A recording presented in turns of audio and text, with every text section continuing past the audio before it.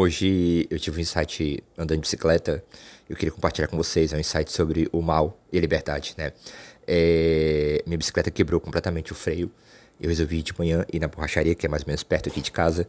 Mas aí, como eu tava na bicicleta sem o freio, eu tava andando devagarinho, todo comedido, todo ali prestando atenção, né? Porque, enfim, andar sem o freio é muito perigoso.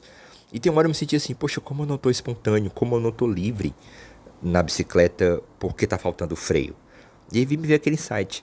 Poxa, mas se tá me faltando freio, o natural não seria a ideia de que eu estou mais livre porque não tem freios? Por que que eu não estou livre justamente por não ter freios?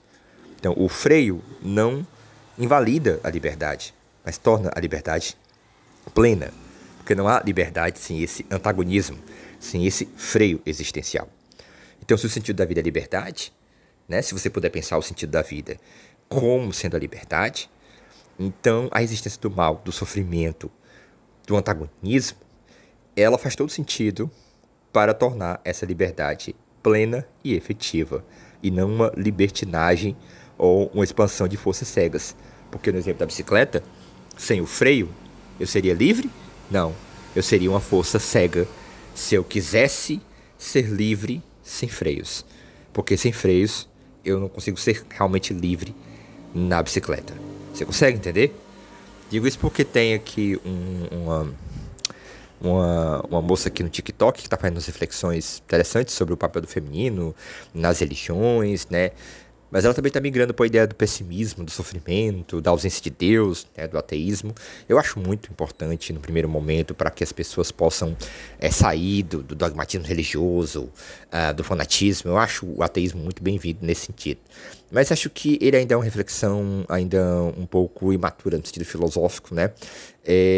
Porque o mal não necessariamente desafia a existência de Deus se você puder pensar esse Deus como sendo a própria liberdade, né? Como sendo se Deus é liberdade. Ou seja, Deus só pode ser compreendido a partir da ideia da liberdade. Quem fala isso é o Schelling e o Hegel, por exemplo. Então, se a ideia da liberdade é central para entender Deus, para entender a manifestação, então é interessante entender como a ideia da liberdade traz a ideia da possibilidade do bem e do mal, né?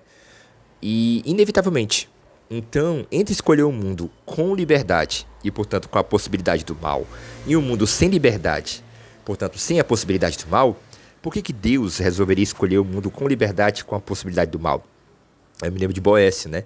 Que diz o seguinte: bom, porque Deus quer que as suas criaturas os amem verdadeiramente. E o amor verdadeiro só pode ser um amor livre, porque um amor forçado não é um amor verdadeiro. Então, se a natureza fosse mecânica, se tudo fosse mecânico, mecanizado, não houvesse livre-arbítrio, não houvesse liberdade, portanto não houvesse o mal, o louvor que as criaturas dariam ao Criador, a Deus, seria um louvor, um amor que não seria livre, seria um amor forçado.